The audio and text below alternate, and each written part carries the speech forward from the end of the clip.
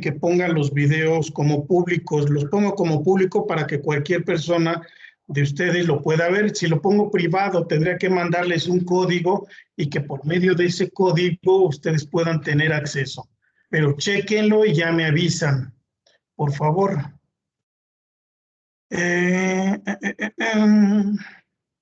Fines y efectos, esto ya lo vimos.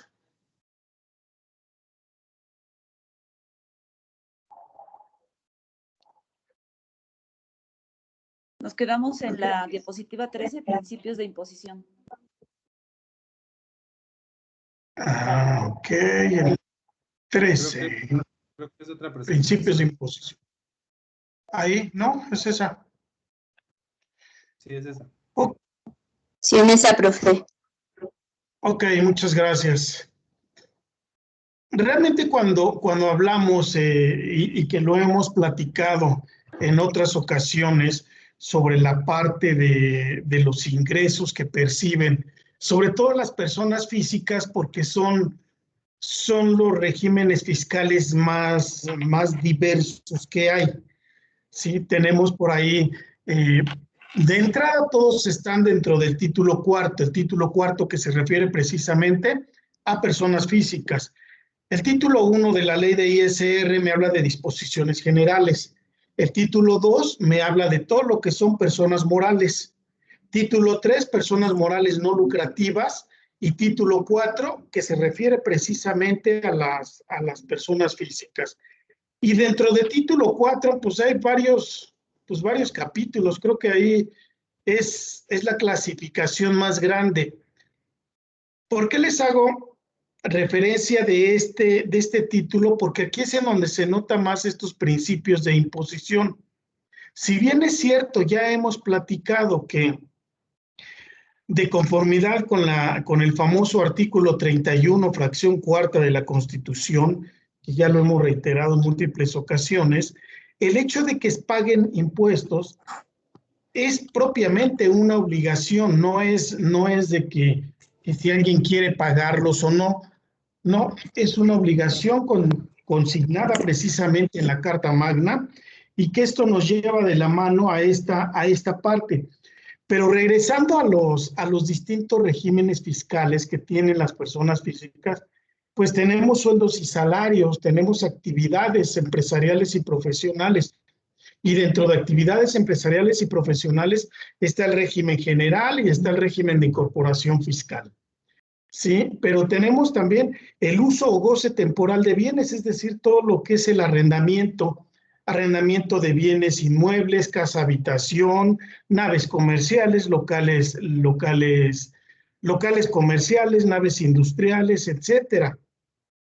El título cuarto se refiere a enajenación de bienes y aquí entra la parte de enajenación de bienes inmuebles, cuando yo compro o vendo un bien inmueble, casa, habitación, terreno, construcción, etcétera, cuando vendo también incluso acciones o partes sociales en las empresas. El capítulo 5 se refiere a adquisición de bienes también. Y luego ahí tenemos ya ingresos por intereses, otros ingresos, dividendos, etcétera, etcétera. Aspectos que hacen necesario que volteemos a ver esta parte de los principios de la imposición. Esto se debe de dar con base en estos dos elementos básicos. Por una parte, este marco normativo que les vengo comentando y que viene para el caso de las personas físicas en todo el título cuarto de la ley de ISR, amén de todas las demás herramientas o disposiciones jurídicas fiscales, como pudiera ser el mismo Código Fiscal de la Federación, la misma ley de IVA para el caso de todas estas operaciones que les comento, pero que puedan ser sujetas de IVA, la ley de IEPS, etcétera. Y por otra parte, las técnicas fiscales. ¿Cuáles serán esas técnicas fiscales? Pues precisamente todo este análisis e interpretación de las leyes fiscales que hacemos los que nos dedicamos a la parte fiscal. Se los había compartido. El hecho de que yo me ponga a leer la ley y que vaya a lo mejor, por otro lado, haciendo una serie de casos hipotéticos numéricos, pues esa es la mejor forma de ir adquiriendo una técnica fiscal, de ir comprendiendo también el significado de hasta algún párrafo de 2 renglones que muchas veces nos cuesta mucho trabajo entenderlo, pues esa es la mejor manera desde el punto de vista contable, fiscal y administrativo, ¿sí? Desde la parte del derecho como tal, pues se tienen que meter más a la parte jurídica, a la famosa exposición de motivos, a las reglas generales, a las jurisprudencias y a todos los demás aparatos jurídicos que enmarcan toda la parte fiscal. Las características que engloban esta parte impositiva, pues son estas que ustedes pueden ver aquí: económicas, políticas, sociales, morales también y de tipo obviamente jurídico. Económicas y políticas porque, pues bueno, todo lo que tenga que ver con el pago de los impuestos va a resultar en un desembolso. Si yo cumplo con mis obligaciones de manera normal y de manera cotidiana, solamente pagaré el impuesto o el crédito fiscal. Si me limito, si me excedo más bien de esos plazos, pues entonces estaré pagando los famosos accesorios y recargos, es decir, penas convencionales que establece la ley por no haber cumplido en tiempo y forma con el pago de mi crédito fiscal, ¿sí? Si yo tenía para pagar mis impuestos el día de hoy que es 25 de junio, y no los pagué por la situación que ustedes quieran, se me olvidó, no tuve los recursos, no hice mi declaración, etcétera, y quiero pagarlos el lunes, seguramente ya pagaré más por todos estos accesorios y por todos estos complementos de pago que hacen que el crédito fiscal se incremente. Hablando de aspectos políticos, pues bueno, todo esto tiene que ver precisamente con la creación de las leyes.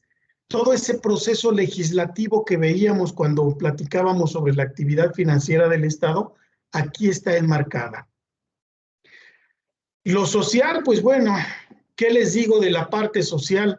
Hay mucho hermetismo todavía y hay muchos dogmas en el pago de los impuestos, en la misma determinación de los mismos. Por una parte está la postura de algunos contribuyentes de decir no pago los impuestos porque se los roban los políticos, no pago los impuestos porque nada más unos cuantos se enriquecen con ellos, no pago los impuestos porque no me los regresan en servicios, etcétera. Y por otro lado, la sociedad, la parte del Estado, al momento de determinar las contribuciones, en que no informa, ¿sí? En que no dice en qué se gasta, en que no se dan esos principios constitucionales que ya veíamos de proporcionalidad y equidad, ¿sí? Y pues bueno, eso hace también que muchas personas, muchos contribuyentes, actúen de manera inmoral, ¿sí? Y entren a esto que ya platicábamos también en clases pasadas, a esta parte de evasión legal y evasión ilegal, que alguna es evasión fiscal y la otra es elusión, etcétera. Pero forma parte de todos estos principios de imposición. Al final del camino, la autoridad nos está imponiendo una disposición, nos está imponiendo una obligación que afecta a todos estos aspectos, pero que finalmente se tienen que cumplir, ¿sí? Aquí ya no hay tanto de que uno quiera o no. Si uno cae en esa famosa situación jurídica o de hecho, tendrá que pagar los impuestos correspondientes. Sí, bueno, aquí es parte de lo que les he estado comentando.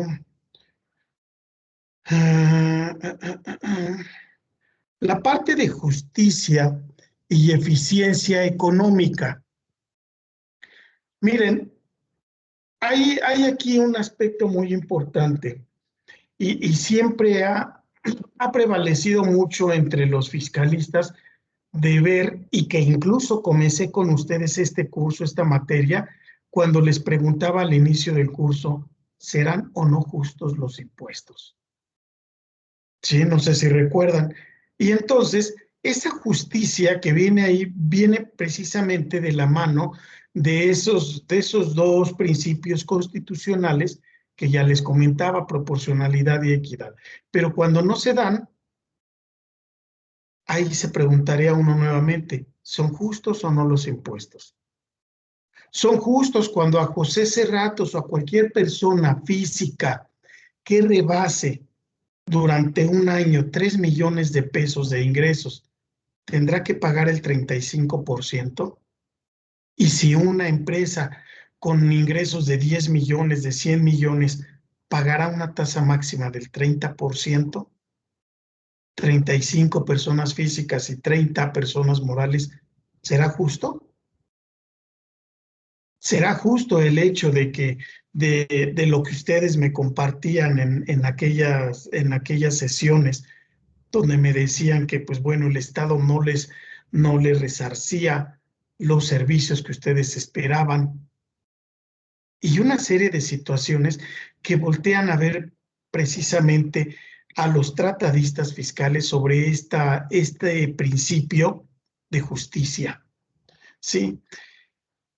De entrada, la Corte se ha pronunciado al respecto. La Suprema Corte de Justicia de la Nación ha implementado una serie de jurisprudencias en función de la justicia y lo argumenta siempre desde dos aspectos. Desde el punto de vista constitucional, porque al final del camino, el tribunal, la Suprema Corte, perdónenme, la Suprema Corte de Justicia de la Nación tiene que velar por los intereses de los ciudadanos, por los derechos también, pero al amparo de la Constitución. Y entonces sobre esto es que se ha pronunciado la Constitución y dice que está bien, que los impuestos son justos porque están establecidos en ley, porque se tienen que cobrar impuestos también para que todo el aparato gubernamental funcione, para que se proporcionen los servicios y para que todo lo que nosotros tenemos en infraestructura, en servicios sociales, en servicios de salud, si es que podemos comentar que se tienen todavía, y todos los demás bienes y servicios que tiene el Estado salen precisamente de eso. ¿Sí? La eficiencia económica, pues aquí realmente nosotros vimos cómo el año pasado se desplomó la economía, se desplomó el empleo derivado de esta pandemia que estamos todavía viviendo hoy en día, que en estos momentos esa pandemia ya está empezando, o nosotros estamos empezando a ver la luz al final del camino, al final del túnel, y que ya se va empezando a ver más movimiento, pues bueno, eso habla de una recuperación económica, de una recuperación laboral también, y en la medida o en función de que estos elementos empiecen a recuperarse, empiecen a eficientarse, en ese sentido, también la eficiencia en la recaudación y la eficiencia tributaria también tendrá sus frutos. ¿Sí? Ahora, no se puede quejar la autoridad de que no recaudó. La verdad es que el año pasado, aún y con toda esta pandemia, y aún con esos elementos que les estoy comentando, pues la autoridad nunca dejó de recaudar. ¿Sí? Hizo tratos con empresas, algunos les cobró por anticipado los impuestos, algunos otros les hizo estimativas fictas en donde les dijo, a ver, Grupo Walmart, Grupo Soriana, yo tengo en mis registros que me debes de impuestos tanto, ¿me los pagas o te hago una revisión? Y pues bueno, las empresotas grandotas tuvieron que pagar y una serie de apoyos, porque yo lo veo más como apoyos que dieron las empresas grandes, las empresas transnacionales, precisamente para que la recaudación no se cayera. ¿sí? Con motivo de estos aspectos que les vengo comentando. Obviamente, si la recuperación económica tarda en que se lleve a cabo y el empleo también y todos los demás elementos económicos, pues eso también va a repercutir en la eficiencia económica de la recaudación. ¿Ok?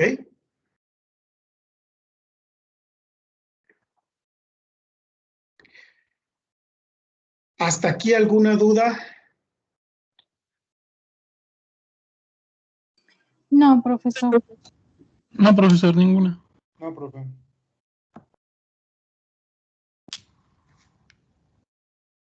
Ok, bueno, creo que vamos bien entonces. Cuando hablamos de simplicidad administrativa, miren, es cierto que a partir de junio del 2012 entra en función, pues todo lo que ya hoy en día para nosotros es muy común. Para nosotros es muy común ahorita ya pagar los impuestos por la vía electrónica, el meternos a la página del SAT y que incluso en esas mismas en esa misma página yo pueda ya ver cuánto tuve de ingresos y ya nada más le meto alguno que otro dato y en ese sentido pues ya el mismo sistema me da el impuesto a pagar. Eso habla de una simplificación administrativa. Eso habla también de todo el gran trabajo, porque la verdad es que no hay que demeritarlo. El SAT ha hecho un muy buen trabajo en materia administrativa, en materia económica, en muchos aspectos. Es de las únicas oficinas públicas que realmente están dentro de la certificación de ISO, ¿sí? ISO 9000 en función de todos los procesos administrativos. Y eso habla también precisamente de esa recaudación que tienen que estar manejando, pero pues miren, hay otros organismos que recaudan. Y como ejemplo están dos que ustedes conocen muy bien, el Seguro Social y el Infonavit. Y uno todavía hoy en día va a estos dos organismos y es un verdadero martirio, es un viacrucis para que algún patrón o algún trabajador le hagan caso, ¿sí? Sus sistemas recaudatorios van avanzando, sí, pero no a la misma velocidad que está avanzando el SAT, ¿sí? Sí, el SAT se ha modernizado, repito, desde junio o julio del 2012, porque anterior a eso toda la recaudación era de manera presencial, se tenía que ir al banco a hacer los pagos, se tenían que hacer las declaraciones a mano, a máquina de escribir, etcétera. ¿Sí? ¿Cuál es la finalidad de esta simplicidad o esta simplificación administrativa? Reducir costos. ¿Sí? Reducir costos. En la medida en que yo como administración, yo como SAT, reduzco costos, pues obviamente mis utilidades en la materia de la recaudación se van a ir hacia arriba. Anteriormente, yo recuerdo todavía años atrás, yo creo unos 6, 7 años atrás, la recaudación estaba más o menos entre 20, 25 centavos por peso recaudado, ¿sí? Estamos hablando que era un 20, 25% el costo de la recaudación. Y eso pues salía muy caro. Y todavía anterior a eso, anterior a junio del 2012, cuando estábamos en ese pago de impuestos presenciales que les comento, el costo de la recaudación estaba en 45 centavos por cada peso recaudado. Entonces estamos hablando de niveles de casi del 50% de recaudación. Y cuando confrontamos los pesos cobrados contra el costo de esa recaudación, pues obtenemos la utilidad y los márgenes de utilidad en la recaudación eran mínimos. Hoy en día ya no. Hoy en día, con toda esa simplicidad administrativa y con todo esto que les estoy platicando, pues ha hecho precisamente que este costo de la recaudación se vaya minimizando poco a poco. Y hoy estamos hablando de costos de entre 5 y 10 centavos por cada peso recaudado. Entonces, ustedes pueden darse cuenta realmente lo fuerte que se ha disminuido esto. En la parte de la flexibilidad, pues yo no sé si realmente haya flexibilidad por parte de la autoridad. Es cierto que la PRODECON hoy en día se ha ido avanzando en ser intermediario entre el contribuyente y la autoridad.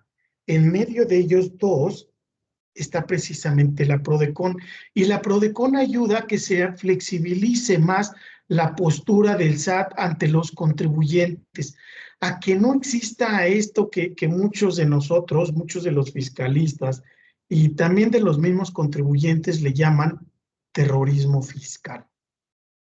¿Sí? Ese terrorismo fiscal que se da en función de que la autoridad sea muy reiterativa en el cobro de los impuestos, etcétera, ha hecho que esta flexibilidad no se dé tanto, o que al menos los contribuyentes no lo sientamos así. Sí, yo no sé si a lo mejor por parte de la autoridad sí exista esa flexibilidad. Yo hablo del otro lado porque es del otro lado de donde estoy, y por lo menos la percepción con las personas que he platicado y con las gentes que hemos visto y analizado este tema, la autoridad no es muy flexible, ¿sí?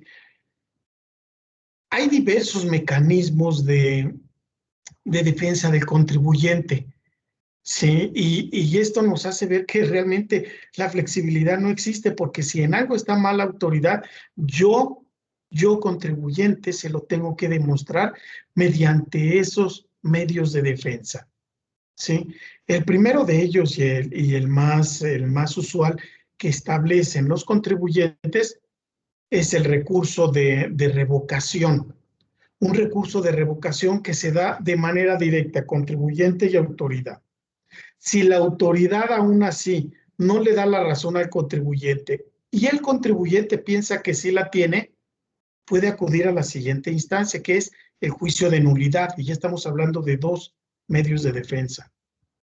Y cuando hablamos ya del juicio de nulidad, I'm sorry, ya no puedo ser yo, José Cerratos, con la autoridad.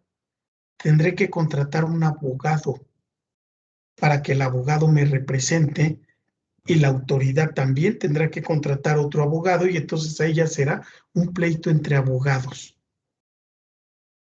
Si aún así el abogado de la autoridad dice no, es que sí me tienes que pagar este crédito fiscal, y yo, José Cerratos, le digo a mi abogado, es que no procede, porque mira, ya pasaron los 5 años de caducidad en el pago de los impuestos y ya no, se tendría que ir al siguiente medio de defensa, ¿sí? ¿Y cuál es este medio de defensa? Ya yéndonos ante los tribunales colegiados, los tribunales de circuito, y el último camino será la Suprema Corte de Justicia de la Nación. Y ahí en la Suprema Corte ya no se verá esta afectación económica que a lo mejor yo reclamo en un inicio. Ya se verá la afectación de mis derechos humanos, la afectación de mis derechos del contribuyente o los derechos de los contribuyentes. Les recomiendo que echen una ojeada en la página de la PRODECON para que vean cuáles son esos derechos de los contribuyentes, ¿sí? Entonces, todo eso tiene que ver con esta parte de la flexibilidad. Si entramos al otro principio de la estabilización, yo no sé si realmente sea posible por medio de la recaudación establecer una estabilidad. Lo que sí es, y eso sí quiero dejarlo muy en claro, que el hecho de que exista una recaudación y una obtención de ingresos, independientemente de los montos o de los porcentajes, sí le da una estabilidad al país. Si lo vemos desde el punto de vista macro, sí, eso tiende a que exista una estabilidad a nivel país. ¿Por qué? Porque con eso la autoridad va a hacer frente, como les decía hace un momento, a toda la serie de responsabilidades, de compromisos adquiridos, de todo lo que tenga que hacer para satisfacer, como dice la actividad financiera del Estado, para satisfacer las necesidades de la sociedad. ¿Sí? Y con esto llegamos, pues bueno, al cuarto principio, este que ven ustedes ahí, el principio de equidad. Y esta equidad que incluso también ya la habíamos platicado en otras sesiones, en donde el principio básico es tratar a todos por igual, o por lo menos tratar a los iguales por igual. ¿A qué me refiero? Les compartí hace un momento la gama tan amplia de actividades en el caso de las personas físicas, y cada uno de ellos, créanme, de verdad, ustedes ahorita están empezando a ver toda la parte del derecho fiscal.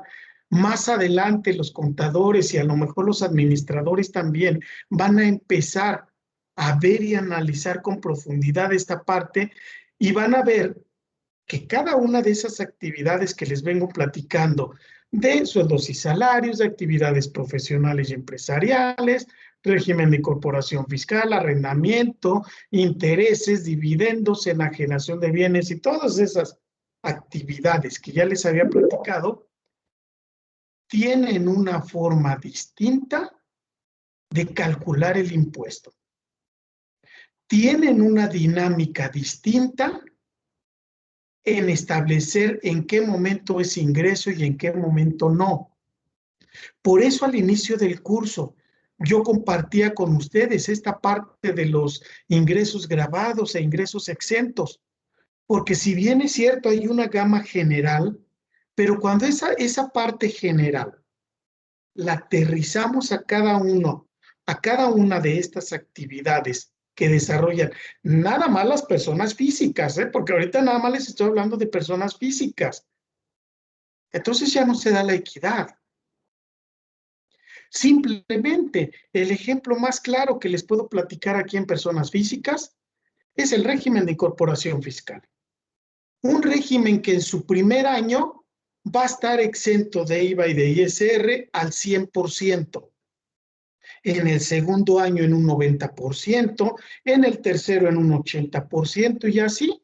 Eso quiere decir que estos contribuyentes del régimen de incorporación fiscal, personas físicas, estarán pagando el 100% de su impuesto hasta dentro de 10 años, no ahorita. ¿Y por qué entonces todos los demás contribuyentes que también son personas físicas no se les da el mismo tratamiento o no se les dan otras facilidades? A lo mejor ya no digo el mismo porque si hace eso el fisco se va a quedar sin recaudación, pero sí que existan medidas que tiendan a beneficiar a los demás regímenes fiscales. Si me meto a platicarles sobre las personas morales, pues también es otro tema. Porque en el caso de las personas morales están las que sí pagan y las que no pagan. Y las que no pagan se dicen que están en el título 3 bajo el argumento de que son personas morales con fines no lucrativos.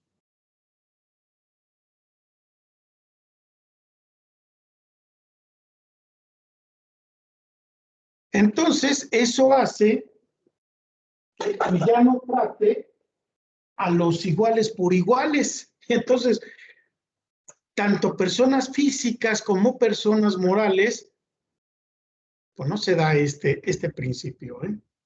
I'm sorry, y está consagrado en este artículo 31, fracción cuarta de esta Constitución.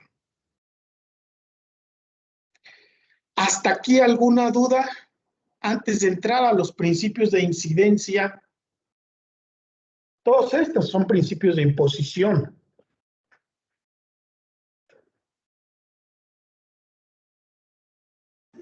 No, profe. ¿No? profesor. ¿Los demás? ¿No? Ok. No. Sí estamos aquí, ¿verdad? Conectados, porque Sí. no veo nada y luego no me contesta. Pero bueno, seguimos entonces. Sí, profesor. Cuando hablamos de principios de incidencia, estamos hablando, por una parte, de los beneficios y responsabilidades y obligaciones también que pudieran tener ambas partes, ambos sujetos de esa relación tributaria, ¿sí? Ya sabemos ya hoy en día que los sujetos de la relación tributaria son dos, sujeto pasivo y sujeto activo. Por cierto, yo creo que la próxima clase voy a revisar con ustedes, haciendo un anuncio aquí y un paréntesis, voy a revisar con ustedes ya a detalle el cuestionario y el dilema ético. Ahorita no lo quiero hacer porque todavía no me faltan algunas personas que me manden estos documentos y obviamente es la base de esta primer calificación. Los que ya me lo han mandado ya se dieron cuenta que ya les mandé su calificación. Todavía tengo algunas calificaciones pendientes por enviar, pero en la medida en que me están mandando sus entregables, les contesto con su calificación y la integración de la misma. No es nada más decir, bueno, Lenin sacas 9, Zaida 8, Sandra 10, no, va ahí la integración de cada uno de los elementos. Ok, entonces, eso lo vamos a ver y vamos a resolver tanto el dilema y el cuestionario, por favor, la próxima clase. Ok, profe. Yo envié mi correo, profesor, y ve que tenía problema, nada más para confirmar. ¿Sí le llegó? Me lo envié, de hecho, a los dos. Olga ¿Cuándo Morales. me lo mandó Olga? ¿Hoy?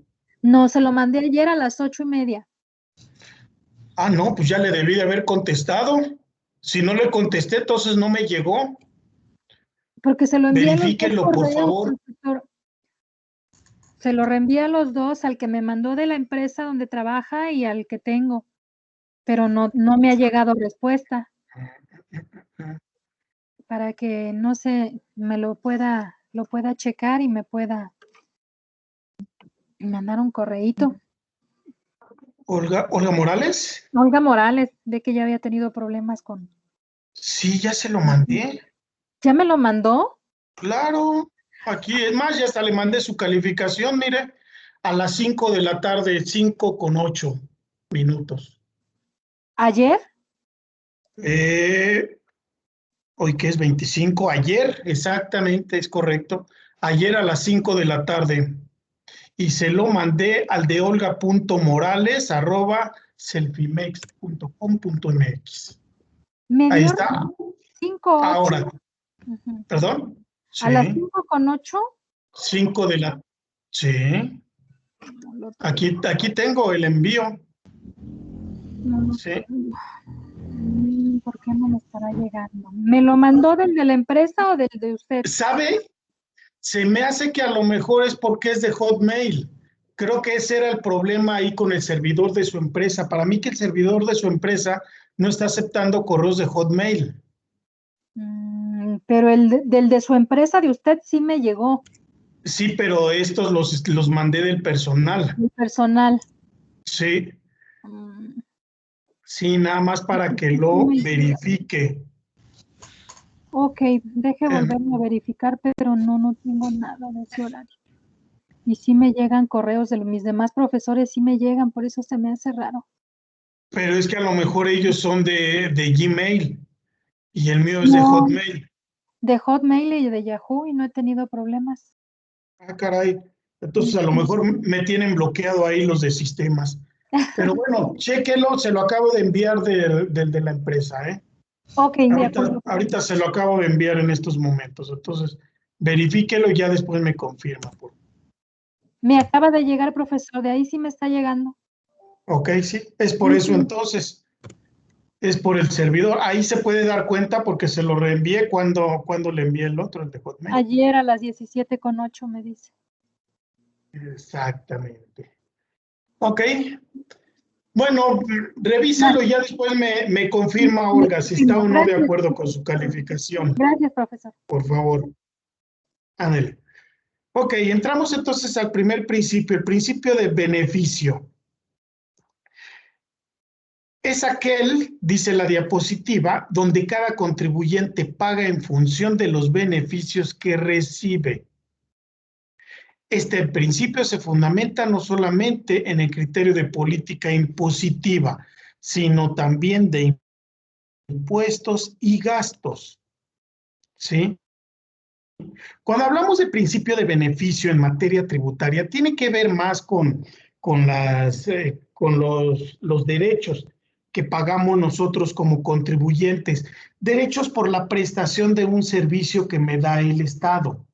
Por ejemplo, a Sandra Rodríguez se le vence su licencia de conducir, su licencia de automovilista. Tendrá que sacar su renovación y tendrá que pagar derechos. ¿Sí? En ese momento, Sandra está recibiendo ese servicio público porque lo está pagando. ¿Sí? Que a Zaida se le vence su pasaporte y tiene una necesidad de viajar a Estados Unidos, tendrá que sacar también o renovar su pasaporte y con ello pagar una serie de derechos. A eso es a lo que se refiere este principio del beneficio.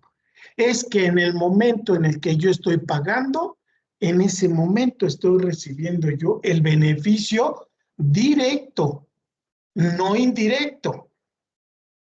¿Sí? No por el hecho de que yo pague el ISR del mes pasado, del mes de mayo, con eso ya van a venir a pavimentarme mi banqueta. Puede ser que a lo mejor sí vengan, pero es un beneficio indirecto. Aquí la finalidad, para que tome nota, la finalidad de este principio de beneficio es que el beneficio se da de manera directa y en el momento en el que se está haciendo el pago correspondiente. ¿Sí? Y creo que con los dos ejemplos que les puse, deja de manifiesto esto que les estoy comentando. La capacidad de pago. La capacidad de pago tiene que ver en función de dos aspectos distintos, aparte de esas dos vertientes, de la vertiente horizontal y la vertiente vertical. Tiene que ver desde dos aspectos. Los ingresos que percibe el contribuyente y la utilidad que tiene el mismo. ¿Sí?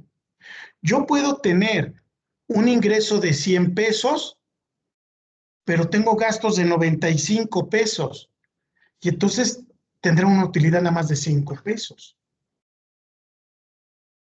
Y entonces ahí va a existir una gran disparidad entre que la autoridad me cobre un impuesto sobre 100 pesos porque fue mi ingreso o me cobre un impuesto sobre 5 pesos que es mi utilidad. ¿Sí? Entonces, en función de eso es que se tiene que medir, se tendría que medir la capacidad de pago. Y entramos ahora sí a las dos vertientes que ven ustedes ahí en pantalla, equidad horizontal y equidad vertical. ¿Sí? La equidad primero que tenemos ahí, la equidad horizontal, establece que las personas con igual capacidad de pago deben de pagar exactamente lo mismo. ¿Sí? Y todo ello debe de ser de tipo, como dice, cualitativo. Y ya hay ejemplos que les estoy poniendo ahí, renta, consumo o riqueza. La equidad horizontal, entonces, quiere decir que todos van a pagar lo mismo, independientemente, ya sea de ese ingreso o de esa utilidad. El ejemplo más claro de esto es el IVA. El IVA, ustedes saben que es una tasa del 16%. Y entonces, si yo tengo 100 pesos y me gasto 10, pues sobre de esos 10 voy a pagar el mismo porcentaje, el 16%. Pero si gano 1,000,000 y gasto 100,000 pesos, pues sobre esos mismos 100,000 pesos también voy a pagar el mismo porcentaje. Es decir, la base o la tasa siempre va a ser la misma. ¿En qué va a variar? Pues en que quien gaste más o quien tenga más ingresos va a pagar más, pero va a pagar más en función de esos ingresos, no porque se haya modificado la tasa. ¿Sí? La tasa siempre va a ser la misma. Sucede también, por ejemplo, en el caso de las gasolinas, cuando vamos a cargar gasolina a las gasolinerías.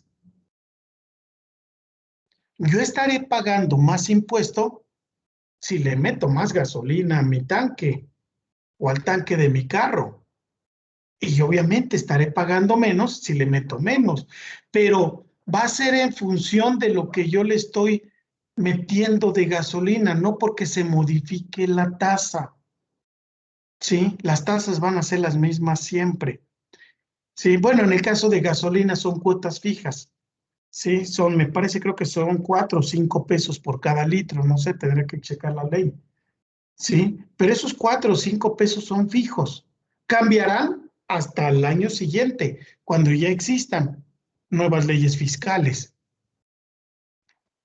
La capacidad o la equidad vertical, aquí ya tiene que ver con, por ejemplo, con el impuesto sobre la renta.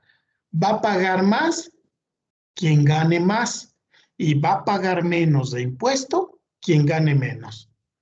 ¿Y por qué se da esta situación? Porque, pues bueno, al momento de confrontarlo, ya no con un porcentaje fijo como en el caso de IVA, sino que lo confronto contra una tablita, esas tablas que están en los artículos 96 y 152 que ya hemos platicado, pues eso va a determinar esto que les estoy comentando. El que un contribuyente que gana 1,000,000 de pesos, pues obviamente va a pagar más de impuesto.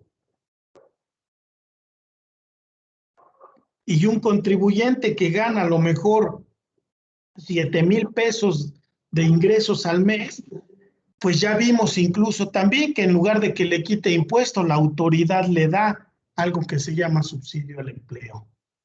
¿Sí? Entonces, en esas vertientes son en las que hay que ver esta parte de la capacidad y con estas dos equidades.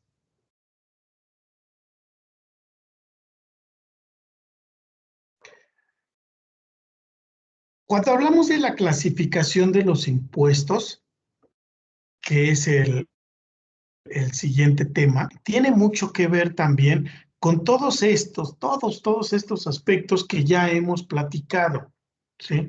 Con esa recaudación, con esa parte de la prestación de servicios que debiera de dar la autoridad en sus distintos niveles, ¿eh? Porque recuerden que las autoridades son federales, estatales y municipales. Y finalmente con estas dos equidades que les vengo comentando. Y con eso al hacer una clasificación, y miren que vamos a ver más adelante otras clasificaciones de impuestos. Pero ahorita la más importante es esta que tienen ustedes ahí en esta diapositiva. Esta que me habla de impuestos directos e indirectos. ¿Sí? Y que tiene que ver también con la misma equidad que les comentaba hace un momento, con esa equidad horizontal y vertical. Los impuestos directos son aquellos que van a afectarle, o que no afectarle, sino a repercutirle de manera directa a la persona, como el caso del impuesto sobre la renta. ¿Sí? El impuesto sobre la renta lo va a pagar de manera directa el contribuyente, o bueno, lo va a causar, porque el sujeto pagador, ya habíamos visto, puede ser el patrón o puede ser el retenedor, pero lo va a causar de manera directa el contribuyente, lo que no sucede con los impuestos indirectos. Los impuestos indirectos se va dando esa traslación que les comentaba en clases pasadas, que se da sobre todo en el IVA. Cuando manifestamos el IVA, como nos dice la ley, de manera expresa y por separado del precio del bien o del servicio prestado. ¿Sí? Yo, José Serratos, vendo este plumón, 10 pesos. Si Belén me pidiera una factura, yo le voy a facturar esto más IVA. ¿Sí? Ahora, ojo, ojo. Si Belén no me pide factura, de todas formas yo tendré que cobrarle esto más IVA. ¿Sí? Es decir, no por el hecho de que yo solicite un comprobante o no tenga que pagar un IVA adicional. Incluso muchos contribuyentes manejan esta situación porque, pues, no sé, por desconocimiento, por lo que ustedes gusten, ¿sí? Pero luego, yo no sé si a ustedes les ha ocurrido, a mí me pasa frecuentemente. Cuando solicito una factura por algún bien o algún servicio, me dicen, sí, pero le voy a cobrar el IVA. O sí, pero le va a costar el 16% de IVA. Oye, a ver, espérame, entonces, ¿qué lo que te pagué no llevaba IVA o qué? ¿Sí? Debe de cobrarse el IVA, independientemente de que se facture o no. Y miren, en un deber ser, y siguiendo nuevamente con este mismo plumín o plumón, si yo se lo vendo a Belén y Belén me solicita una factura, ok, yo se la doy y a lo mejor le estaré cobrando 100 pesos más IVA, 116 pesos, ¿sí? Entonces, cuando Belén me diga, ¿cuánto te debo de plumón? Son 116 pesos. Y ya, ella me lo va a pagar. Ella me dirá, oye, pero requiero factura. Está bien, te extiendo la factura. Y entonces en la factura yo le pondré valor del plumón o precio unitario, 100 pesos. IVA, 16 pesos. Precio total, 116. Y vamos, y ya. Y Sandra se va. Pero si yo cometo el error que muchos comerciantes hacen, y entonces viene Sandra y me dice, oye, ¿en cuánto te sale este plumón? ¿En cuánto me sale este plumón? Bueno, te vale 100 pesos. Bueno, me lo llevo. Y agarra y se lo lleva a Sandra y dice, pero voy a requerir factura. Ok, si requieres factura, entonces te va a costar 116 pesos. Y Sandra va a decir, oye, a ver, ¿por qué? Pues es que si me estás pidiendo factura, pues yo también tengo que enterar ese IVA al fisco. Y entonces ya no te cuesta 100, te cuesta 116. No, entonces mejor no me des factura y muchas gracias. Cuando manejamos este tipo de situaciones, yo no sé si alguno de ustedes tenga algún local comercial o se dedique a esto, pero si lo está haciendo, como se los voy a platicar, está mal, ¿sí? ¿Y por qué se los comento? Porque es una práctica muy recurrente. Este ejemplo que les acabo de platicar con Sandra, en donde yo le doy el plumín a 100 y si me pide factura se lo doy a 116, es una práctica muy, muy común. Lo que no saben los comerciantes es que yo de todas formas, aunque este plumón se lo venda a Sandra y Sandra no me pida factura, porque a lo mejor Sandra no lo deduce porque se quiere ahorrar el IVA o por el motivo que ustedes quieran, yo, comerciante de este plumín y de todo lo que vendo en mi local comercial, tendré que expedir de todas formas una factura. Ustedes me dirán, bueno, ¿y a quién se le va a expedir? Se expide una factura como ventas al público en general, con un RFC genérico que se compone con X, AS y 010101. ¿Sí? Busquen en internet el RFC genérico. Hay dos tipos de RFCs genéricos. Uno, cuando celebramos operaciones en territorio nacional o con contribuyentes nacionales. Y ya hay otro RFC genérico cuando se celebran operaciones con extranjeros. Son genéricos los dos, ¿sí? Pero con ese RFC genérico, entonces yo... Permítame tantito, Sandra, ahorita le doy la palabra. Déjeme terminar la idea. En ese momento yo que soy el propietario de un local comercial, ya le estaré diciendo al SAT, ¿sabes qué, SAT? Ok, mira, vendí 10,000 pesos. durante el mes. De esos 10,000 pesos, 3,000 pesos fueron con estas 3 facturas de personas que me pidieron facturas. Vino Zaida y me pidió factura, vino Lenin también y vino Olga y también me pidieron facturas, aquí están. Pero estos 7,000 pesos fueron de clientes que no me solicitaron factura, pero aquí está, mira, es esta factura y dice ventas al público en general y ¡pum! Y yo, comerciante, te estoy manifestando todos mis ingresos, ahí están. No estoy incumpliendo. Al contrario, esto que les estoy platicando es el deber ser. Así es como se deben de manejar la parte fiscal de los contribuyentes. Ahora sí, Sandra, discúlpeme, es que luego se me va ahí la idea, pero ahora sí le escucho. No, no se preocupe, era lo que venía en su caso práctico, ¿no?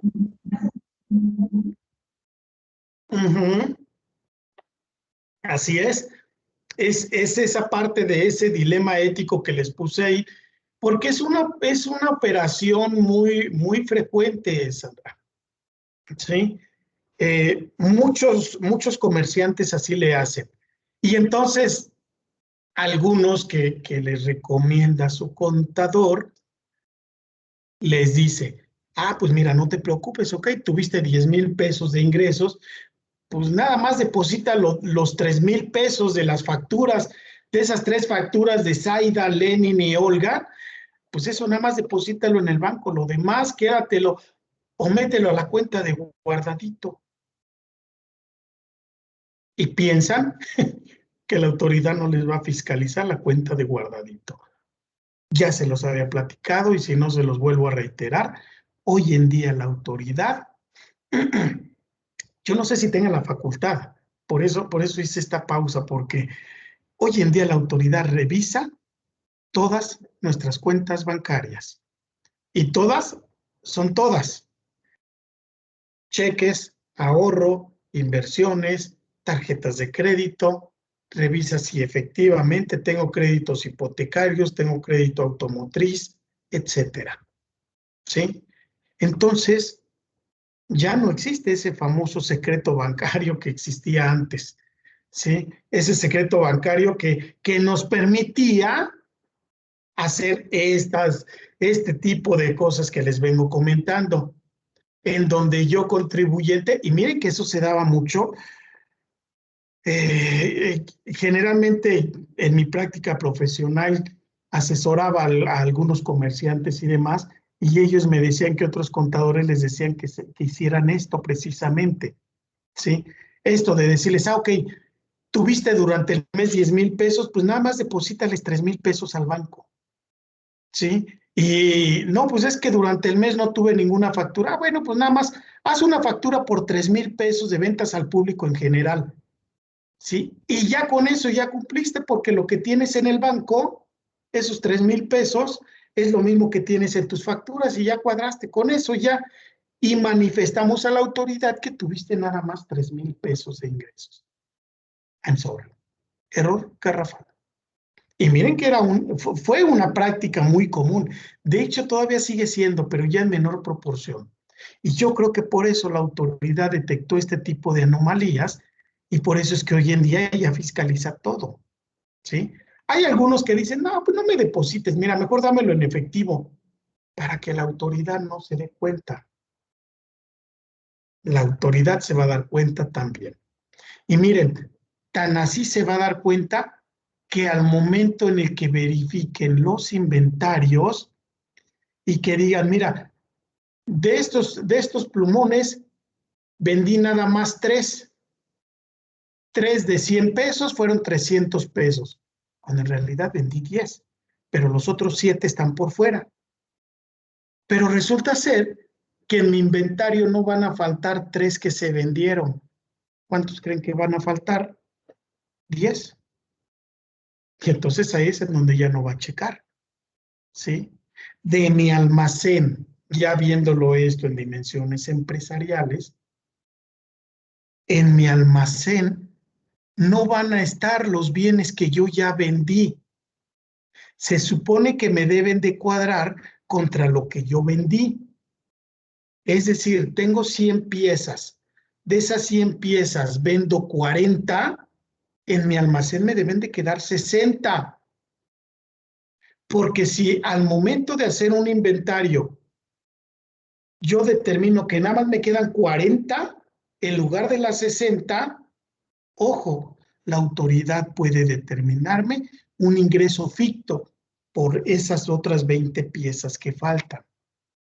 ¿Sí? Entonces, hay que tener mucho cuidado con este tipo pues no sé si llamarle asesorías o de consejos fiscales, no sé.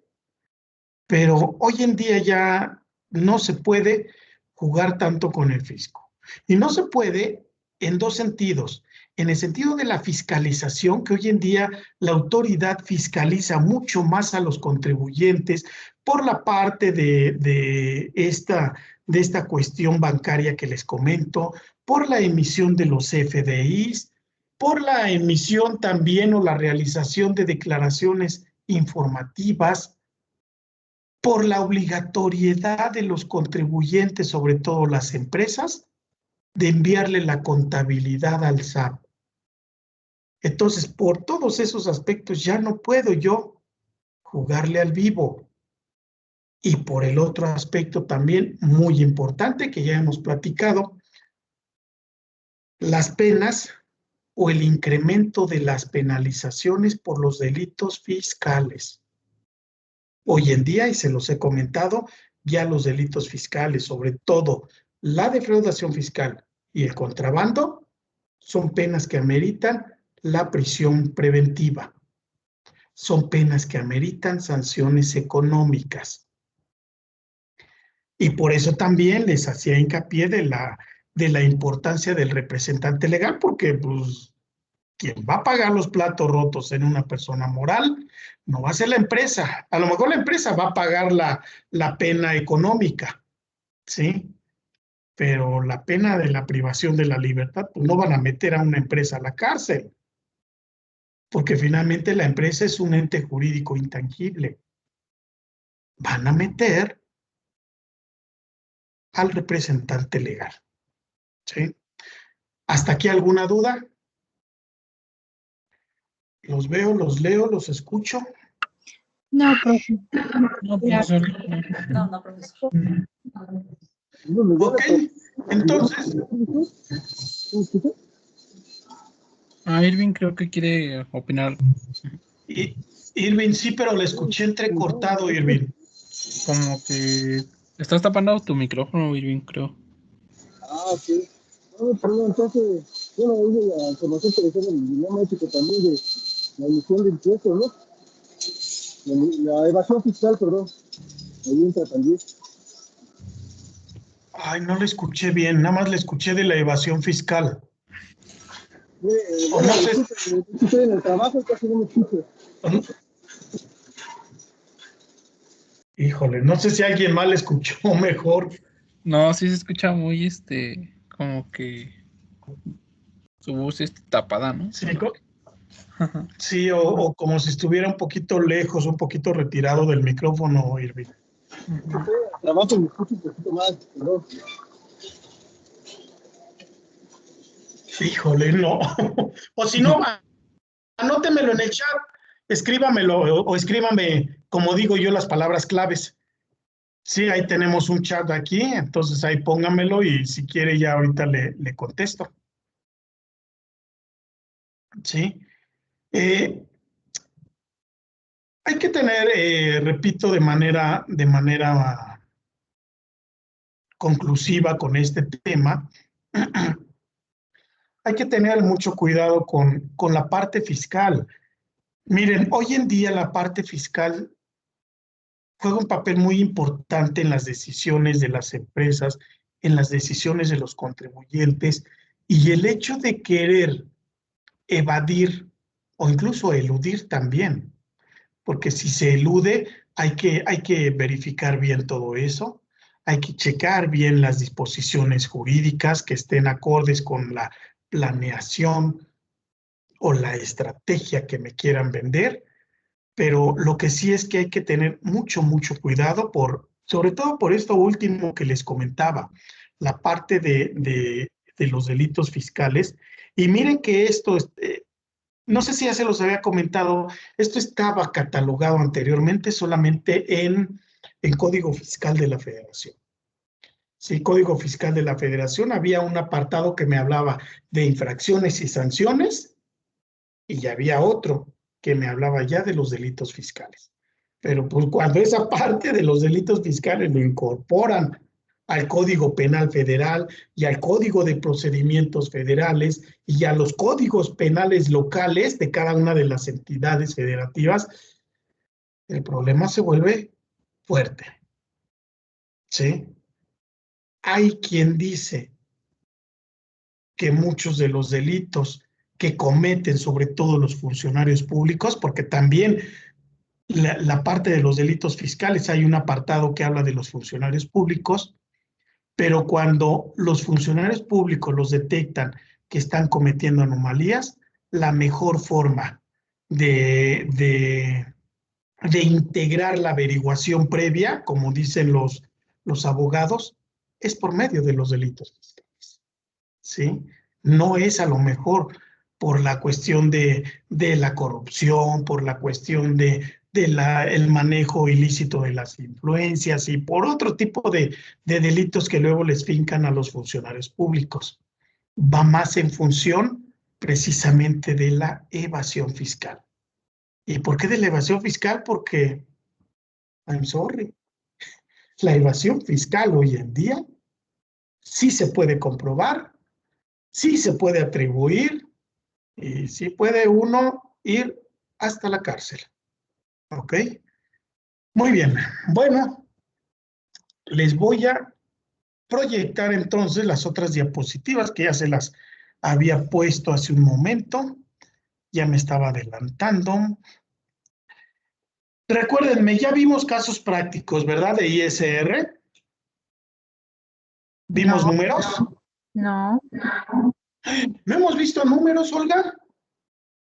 No, profe. El profe dijo que nos tenía que dar este tema para poder, que todavía le faltaba mucho para podernos dar el tema de casos prácticos. Ok, bueno, pues entonces vamos a entrarle a los casos prácticos. Pensé que sí. No. Ay, caray, este Alzheimer. Es que déjenme platicarles que tengo también otro grupo de derecho fiscal. Sí, entonces, ahí mismo en el CUIF, y también con ellos siempre me confundo. Con ellos sí ya vi esta parte práctica, y ya vi hasta el subsidio al empleo y todo eso, pero creo que con ustedes no. Pero bueno, voy a aplicarme. Muy bien, tienen entonces sus tablitas, las tablitas que les pedí, las tienen ahí a la mano. Recuerdan que les pedí unas tablas del artículo 96 y del artículo 152, porque las van a necesitar. Sí, profe. Qué bueno. Ok, entonces déjenme abrir y si no las tienen, búsquenlas, por favor, en lo que voy abriendo el archivo. Por favor. Que me parece que de todas formas yo se las puse aquí, ¿eh? Entonces, ¿no les he mandado con Angélica tampoco los archivos de Excel? ¿O ese sí ya lo tienen? Uno los mandó, nos mandó la... Ah, ok. Ah, muy bien, entonces ya me puedo ir un poquito más rápido, ¿verdad? Ya lo estudiaron y todo, digo.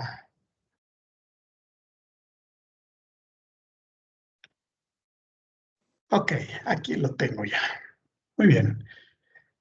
No es cierto, vamos a verlo con calma. Lo importante aquí es que ustedes sepan, miren, esto que voy a hacer con ustedes es prácticamente el primer acercamiento que van a tener con el derecho fiscal desde el punto de vista práctico.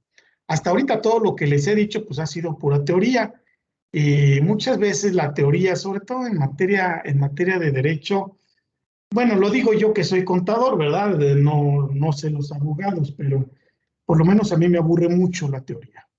Por eso es que siempre, cuando trato de interpretar la ley, y por eso ese es mi consejo, sobre todo para los contadores, y bueno, y también los administradores, administradores para que no, como dicen comúnmente, no se los lleven al baile. La mejor manera de interpretar las leyes es así como le hago yo, con números, ¿sí? Con números, con situaciones y demás. Ok, ya apagué cámara. Comparto pantalla para que podamos ver de lleno. Ok, ahí la tienen ya, ¿verdad?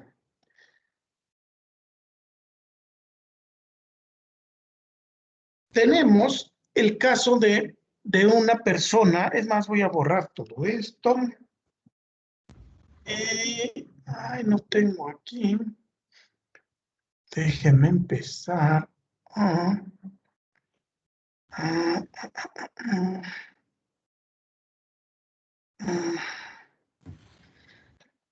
Insertamos una ilustración, una forma, y voy a insertar este cuadrado. Este cuadrado lo voy a insertar aquí. Esto es para que sin contorno.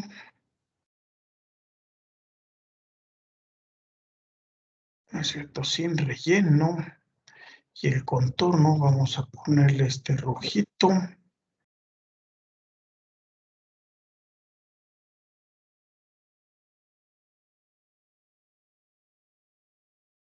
Ok, es para guiarlos un poquito mejor, para que vayan entendiendo. Por eso necesito yo esta cosita. Muy bien. Tenemos el caso de una persona. Sí lo están viendo, ¿verdad? El archivo de Excel. Sí, sí se ve, profesor. Muy bien.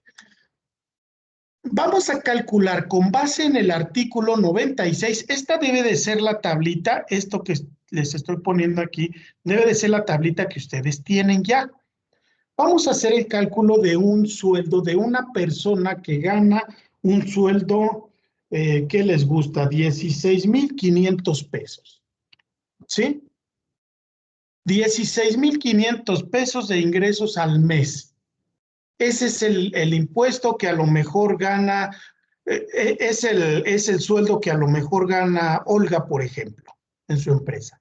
Y Olga va a determinar el impuesto correspondiente. ¿Qué es lo que tengo que hacer? Tengo que tomar la tarifa o la tabla de este artículo 96, como dice esta cédula. Recuerden, y si no, anótenlo, por favor. La tabla del artículo 96 es para determinar el ISR mensual. La tabla del artículo 152, que también les pedí, es para determinar el ISR, pero de manera anual. ¿Sí? Y ya que estamos aquí en esto, hay una tabla adicional que se llama la tabla del subsidio para el empleo. Esta que les estoy poniendo aquí. ¿Sí? Esta tabla no se las pedí ahorita, no se las pedí porque los tendría que haber mandado al diario oficial del 11 de diciembre del 2013. ¿Sí? Pero es una tablita que nos va a servir también ahorita para el cálculo del impuesto. Ahorita les explico cómo nos va a ayudar esta tablita. Pero con esa tabla yo voy a poder determinar también el impuesto. Me regreso al caso práctico, 16,500 pesos. Ojo, yo voy a ubicar dentro de esta tablita del artículo 96 el importe que más se le asemeje de este límite inferior, de esta primer columna, ojo, pero sin que lo rebase. ¿Sí? Sin que lo rebase. Ustedes díganme cuál será el monto de este límite inferior. 13,387. Así es, este que está ahí, ¿verdad? Así Ese es. que les estoy encerrando. Entonces, yo voy a ponerle aquí, yo voy a trabajar siempre, una vez que ya detecté el importe que más se le asemeja sin pasarse, voy a trabajar de manera horizontal. Por eso incorporé este cuadrito rojo. Es decir, voy a tomar todos estos elementos que están encerrados aquí. ¿Cómo los tomo? Siguiendo la fórmula. Esta siempre va a ser mi fórmula para determinar el impuesto sobre la renta. Y tomo límite inferior. ¿Cuál es el límite inferior? Ah, pues aquí me dice, son 13,381,48. ¿Ok? Incluso aquí les puse tarifa del artículo 96 de ISR. Y luego hay otro dato que me pide, es más, les voy a sombrear los datos que me va a pedir. El límite inferior, me va a pedir también la tasa para aplicarse sobre el excedente y me va a pedir también la cuota fija. Estos tres elementos, ¿qué creen? Son los que tengo yo aquí. ¿Sí? ¿Ok? Y entonces me voy, tasa para aplicarse sobre el excedente. ¿Cuál será esa tasa? 21.36. Es correcto, 21,36%. Aquí la tengo, miren, siguiendo esta misma línea horizontal.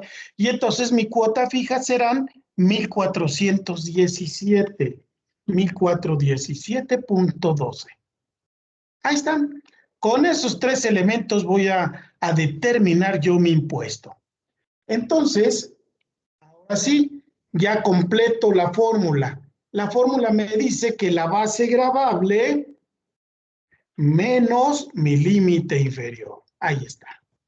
Y luego, para determinar mi impuesto marginal, me dice el excedente del límite inferior, multiplícalo por la tasa que acabas de determinar y ese será tu impuesto marginal. Y entonces tu ISR será el impuesto marginal más la cuota fija. Ahí está. ¿Esto qué quiere decir? Que para un ingreso de 16,500 pesos se va a pagar un ISR de 2,083.24. ¿Sí? 2,083.24. Y entonces, si yo hago una nueva fórmula aquí que me diga importe neto pagado al trabajador, por ejemplo, ¿sí? Suponiendo, o importe entregado, porque si no los voy a dejar como que esto es nada más de sueldos y salarios. Importe neto pagado. Va a ser mi base gravable. ¿Cuál va a ser mi base gravable? Pues esta misma que tenía yo aquí. Estos 16,500. Menos mi ISR neto. ¿Cuál es mi ISR neto? Pues lo que determiné. Bueno, ahorita es mi ISR. Le voy a quitar neto porque ahorita voy a jugar con esta palabrita de neto. Menos mi ISR. Y este será entonces el importe neto entregado. ¿Entregado a quién? Al contribuyente, al trabajador o a la persona a la cual yo le determiné el impuesto. Es decir, el ingreso menos el impuesto. Y este ingreso menos impuesto, pues aquí está, son 14,416 pesos. ¿Ok? Hacemos otro. Antes de preguntarle si hay alguna duda. Perdón, profe, ¿me deja concluirlo? Porque no le entiendo. A ver, ahí muy en bien. la segunda parte fue donde me quedé. Aquí ¿En donde este cuadrito? importe neto pagado ahí. Ujú. Ok, adelante. Cópielo entonces. Ok.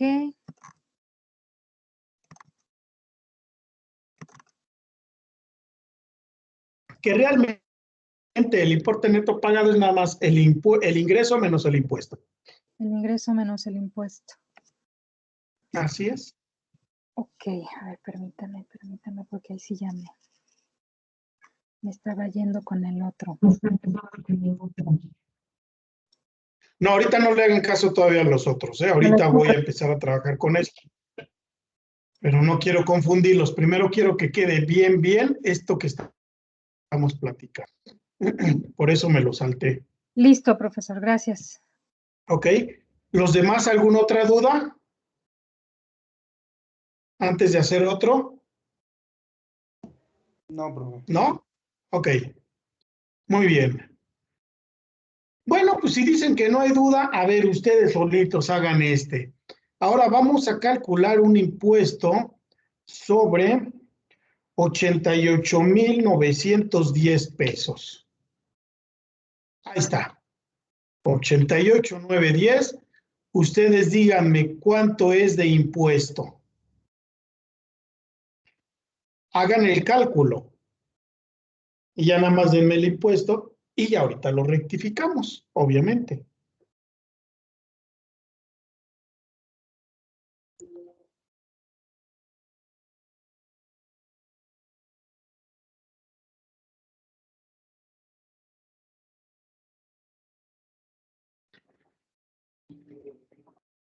Aquí quedó el pendiente, ¿eh?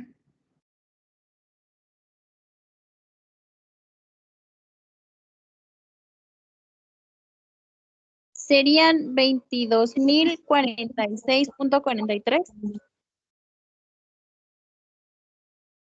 ¿Eso determinó usted? No sé, ahorita vamos a resolverlo. 22,046,43. A ver los demás. ¿Algún otro resultado? A ver si les da lo mismo antes de resolverlo o les da distinto.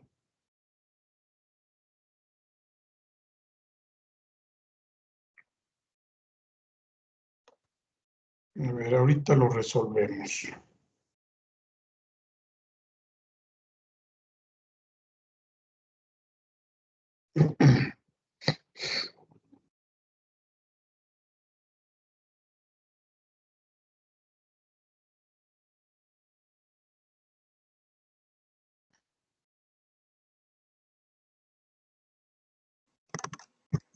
A mí me da 19,806,43. 1806,43, ching, ya sale otro importe. No, pues entonces un tercero. A ver, un tercero, a ver cuánto nos da. A mí me salió 22,046.43. Ok, entonces tenemos 2,22. Vamos a verificar. Ok, entonces el importe fueron 88,910. Vamos a buscarlo con esta herramienta mágica que acabo de inventar. Y entonces estamos aquí. ¿Sí? Aquí no, porque ya se pasa. ¿Sí? Entonces sería este de 81. Entonces, 81,211,26. Y lo voy haciendo de una vez, base gravable menos el límite inferior. Mi excedente es este. La tasa que voy a utilizar aquí es el 32% y mi impuesto marginal será este excedente de 7,698,74 por la tasa sobre el excedente. Y luego más la cuota fija, mi cuota fija son 19,582,83. Y entonces, esto más esto, efectivamente, 22,046,43. Sí, yo me equivoqué, le puse 88,211 en vez de 81. Perdón. Sí, es Ok, no se preocupe, no se preocupe. Aquí no pasa nada, ya en el examen a lo mejor ahí sí, ¿verdad? Pero bueno. Sí, error de visión. Error de dedo. Ok, el último, porque creo que sí le captaron rápido. El último, vamos a determinar un ISR sobre un ingreso. Es más, no va a ser el último, va a ser el penúltimo. Sobre un ingreso grandote un ingreso de 420,650 pesos. 420,650. A ver cuánto nos da, por favor.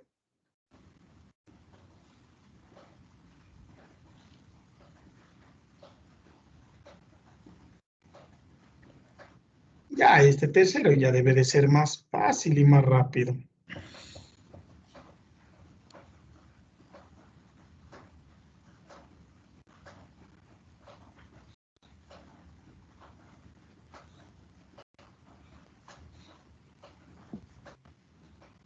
$135,408.64.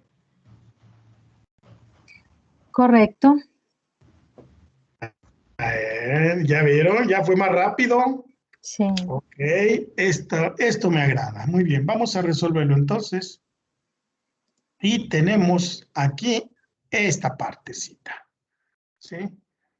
Todo lo que exceda de 324,845, todo va a grabar el 35%.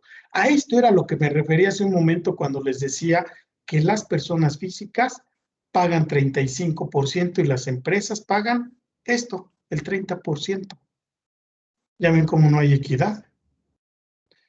Ok, 324,845.02. Ya lo hago más rápido porque pues al fin ya supieron. No es cierto, no es más, es menos y luego la tasa es del 35, y luego mi impuesto marginal es por y luego la cuota fija es el impuesto más, ¿no es cierto? La cuota fija son 101,876.90.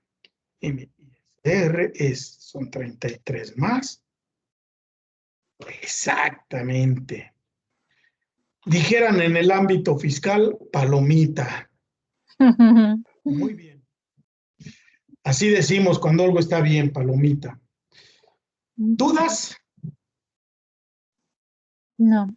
No, profe. No. Profesor. Muy bien. No. Ok.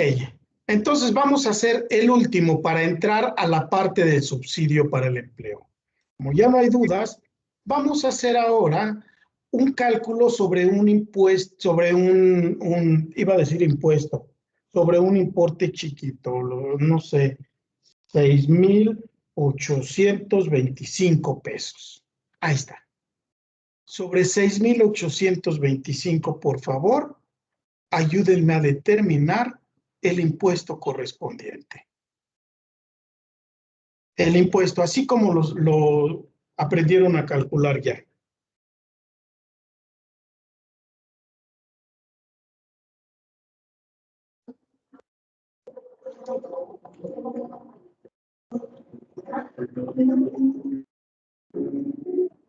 $468.58. ¿Me? 468.58. 468.58. ¿Los demás qué dicen? Sí, también me salió eso. Ok, muy bien. Vamos a resolverlo entonces. 6,825 caemos en esta, ya se pasa, en esta de 5,470. Ok. Límite inferior, entonces serán 5,470.93. Excedente sobre límite es la base gravable menos mi límite inferior. La tasa es el 10,88%. Y mi impuesto marginal será el excedente por la tasa. 147 pesos más una cuota fija de 321.26. ¿Sí? Y entonces yo tengo un impuesto de 147 más 321. Es correcto, 468.58. Si nos vamos con este ejemplo, eso quiere decir que a esta persona le estaríamos pagando esto, 6,825 menos 468. ¿Es correcto? Él estaría recibiendo solamente 6,356 pesos. ¿Estamos de acuerdo?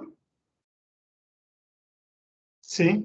En la base Sí, profe. gravable menos el ISR. Son 6,356. Como medida de apoyo a los contribuyentes y sobre todo, miren, esto va más de la mano para los contribuyentes que tienen ingresos pequeños, como este ejemplo que estoy manejando con ustedes. La autoridad fiscal determina y maneja una tabla que le llama, así como está ahí, tabla del subsidio para el empleo, aplicable a tarifas de retenciones mensuales. ¿Sí? Eso quiere decir que para aquellos contribuyentes que estén en el rubro, ojo, porque esto aplica solamente para el rubro de sueldos y salarios, ¿sí? Si esta persona es un trabajador que gana ese sueldo mensual, entonces sí aplica para ellos, porque la tabla nos lo está indicando de manera muy clara. Va a subsidiar el empleo o va a subsidiar el impuesto que se deriva sobre el empleo. ¿Cómo se maneja esta tabla? Esta tabla es más sencilla que la anterior. Lo único que tengo que hacer es verificar esta base gravable y compararla entre estas dos columnas. Incluso aquí me lo dice para ingresos de 1,768 hasta 2,653, le corresponderá un subsidio para el empleo de 406 pesos con 83 centavos. Para ingresos de 4,700 pesos o 4,717, ahí ya me apareció algo ahí, hasta 5,335 corresponderá un subsidio de 324 pesos con 87 centavos. ¿Ok? En el caso específico de este ejemplo, con ingresos de 6,825, entraría aquí. ¿Ya vieron? Porque son 6,825, está entre 6,224 y 7,113. Yo no puedo irme aquí arriba porque entonces sí ya no estoy dentro del rango. Aquí el rango hasta ingresos son de 6,224 y son 6,825. Vamos a ver, para no confundirnos. Déjenme bajo también esta cosita para acá. Y así ya tenemos otra. ¿Ok? Entonces, lo que yo tengo que hacer aquí es buscar precisamente la base gravable con esta tablita. Y entonces yo la busco y ahí la encuentro. ¿Sí? 6,825 está en este rubro y le corresponderá entonces un subsidio de 253,54 centavos. Me regreso a la tablita, aquí está. Ya determiné mi impuesto. Ahora determino el impuesto al subsidio, solamente es cuestión de ponerle 6,825 pesos, que es mi base gravable, y mi subsidio le corresponde, ¿cuánto quedamos? 253,54. ¿Sí? Esto, aquí lo pueden leer ustedes, es el subsidio para el empleo, de conformidad con la tabla, con esta tabla publicada en el Diario Oficial el día 11 de diciembre del 2013. Desde 2013 ha nacido este beneficio a los trabajadores que menos ganan. ¿Cómo determino ahora el ISR por retener? O bueno, antes de pasar este cuadrito, ¿hay alguna duda con esto? ¿Con la determinación del subsidio para el empleo?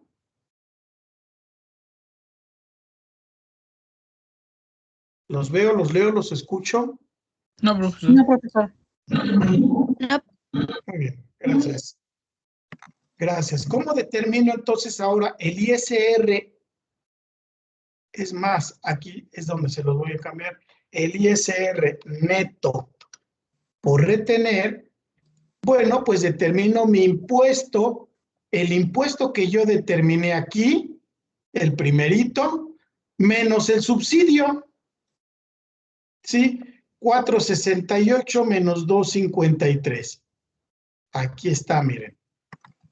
Impuesto de 468 menos un subsidio de 253 y me da un ISR o un, vamos a manejarle aquí, un importe neto. Un importe neto que, ojo, va en dos aspectos. Si me resulta positivo, será ISR.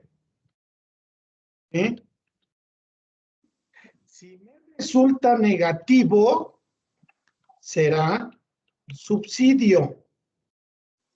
Subsidio para el empleo. En este caso me resultó positivo. ¿Por qué me resultó positivo? Porque el impuesto todavía es mayor que el subsidio. ¿Sí? Y entonces por eso le puse importe neto, porque no se sabe si va a salir ISR o si va a salir subsidio para el empleo. Cuando yo me voy, ahí se me anda moviendo esto, cuando yo me voy al importe neto pagado, tengo una base gravable, pero ahora sí voy a confrontarla, pero contra el ISR neto. ¿Cuál ISR? Ya no el de 468, ya no el que yo determiné aquí arriba, sino ya el neto, es decir, 215.04. Ya se dieron cuenta y entonces el trabajador ya recibió más. Ya recibió esos 215 pesos de más.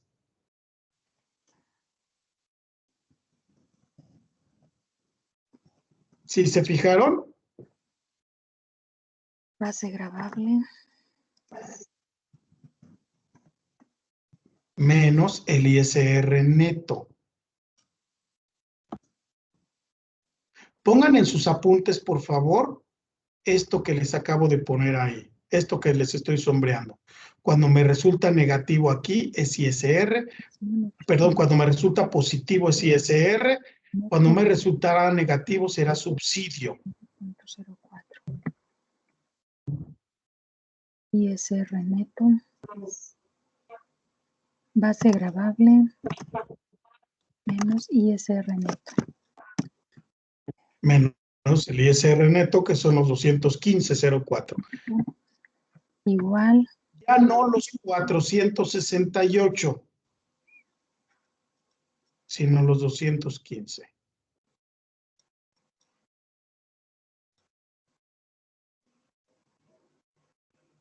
¿Ok? Si yo tuviera un ingreso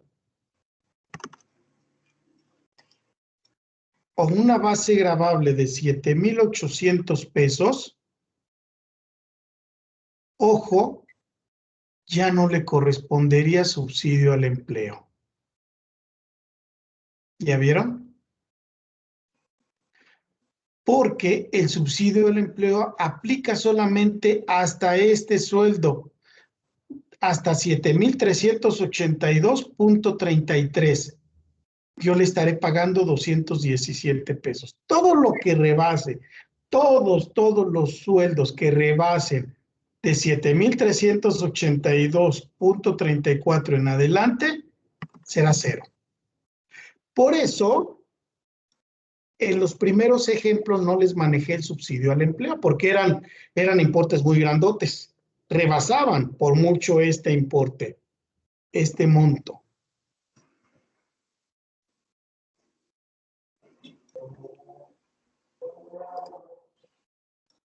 ¿Dudas?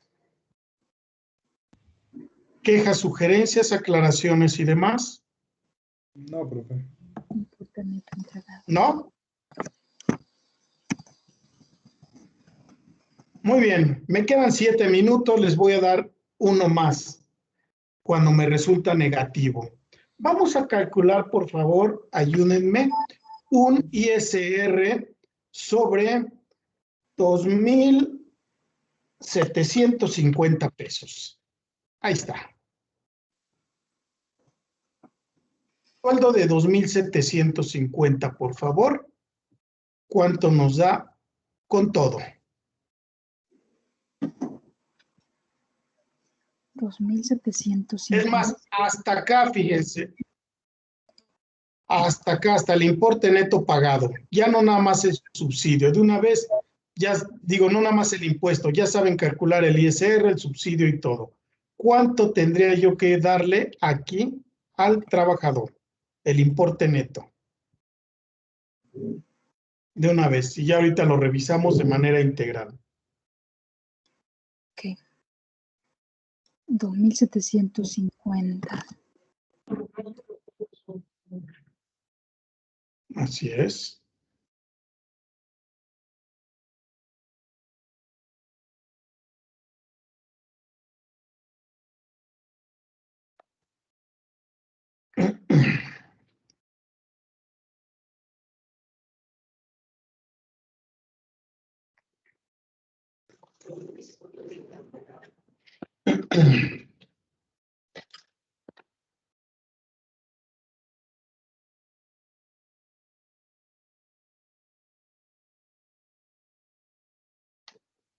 A ver si sí quedó entendido. ¿Cuánto les resultaría entonces ya? Ya no nada más el impuesto, sino el importe neto.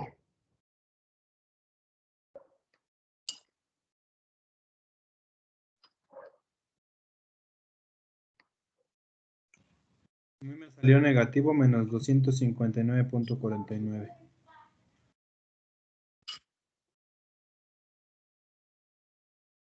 Aquí neto, menos 259, ¿qué? Punto 49. Punto 49. Ahí está. Eso le dio aquí a su compañero. A ver los demás.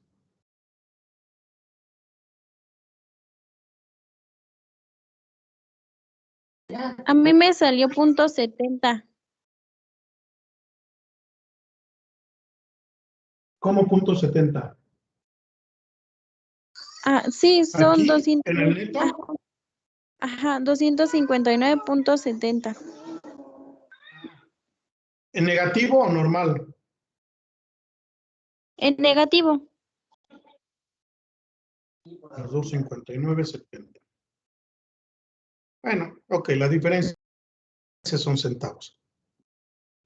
Vamos a resolverlo.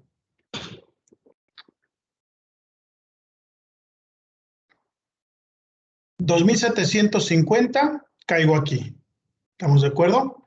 Entonces, límite inferior, 644.59.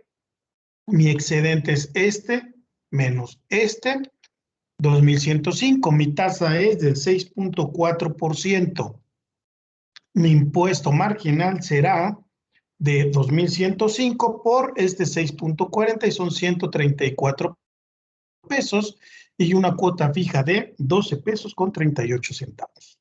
Mi ISR serán entonces 134 más 12 pesitos.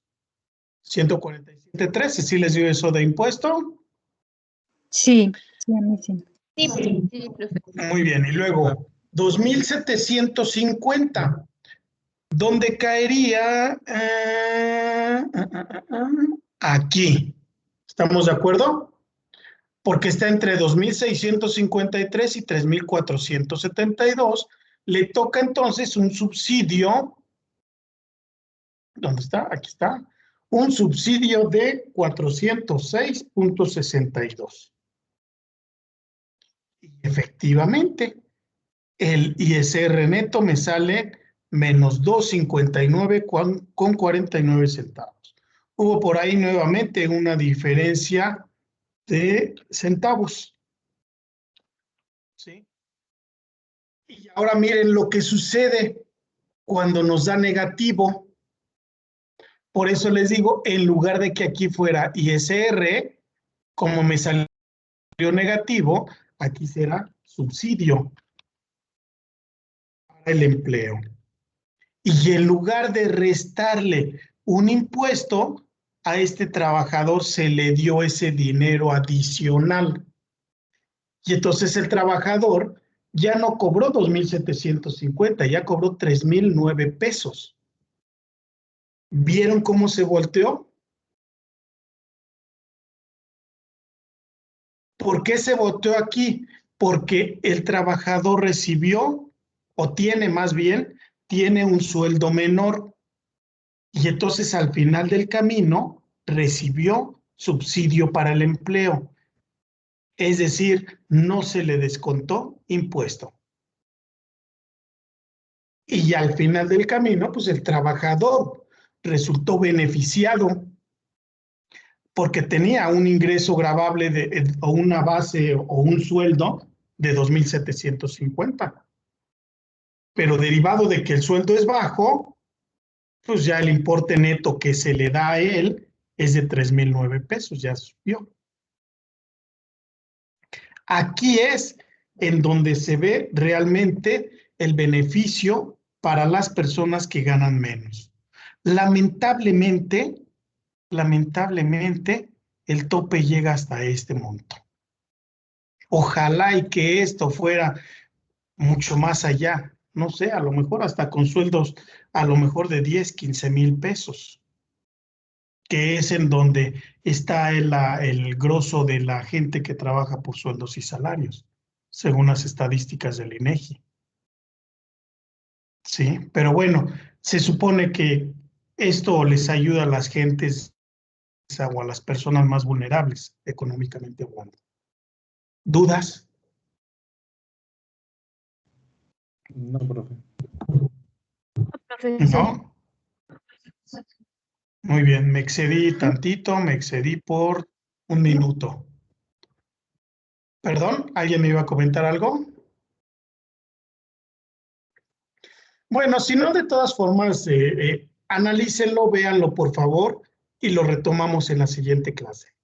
¿Sí? Pero ya se dieron cuenta que es cuestión nada más de práctica. ¿Sí? De práctica y como les decía hace un momento, de estar viendo y estar jugando con los números. Muy bien.